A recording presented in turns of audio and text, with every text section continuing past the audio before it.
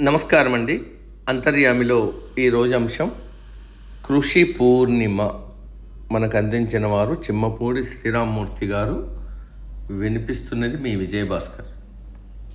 జ్యేష్ఠ శుద్ధ పౌర్ణమి నాడు జరుపుకునే ఏరువాక పౌర్ణమి అన్నదాతలకు ఎంతో ఇష్టమైన పండుగ.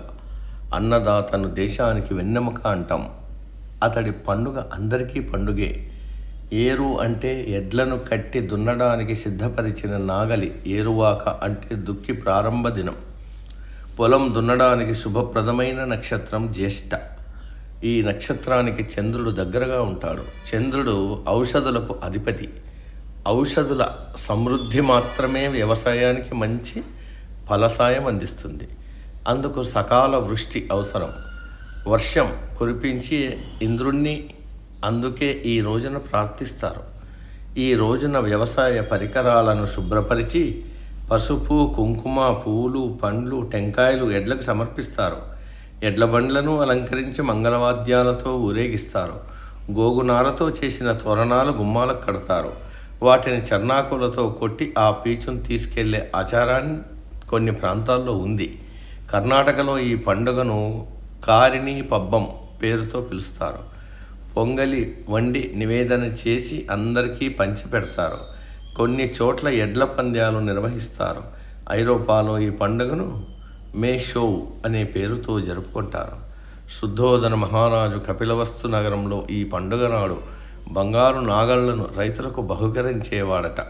సీతాయజ్ఞం పేరుతో ఈ పండుగ జరుపుకున్నట్లు విష్ణు పురాణం అభివర్ణిస్తోంది. సీత అంటే నాగటి చాలు.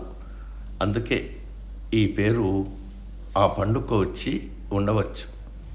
బౌద్ధ జాతక కథలోని వప్పమంగళ దివస ఈ పండుగ లాంటిదే.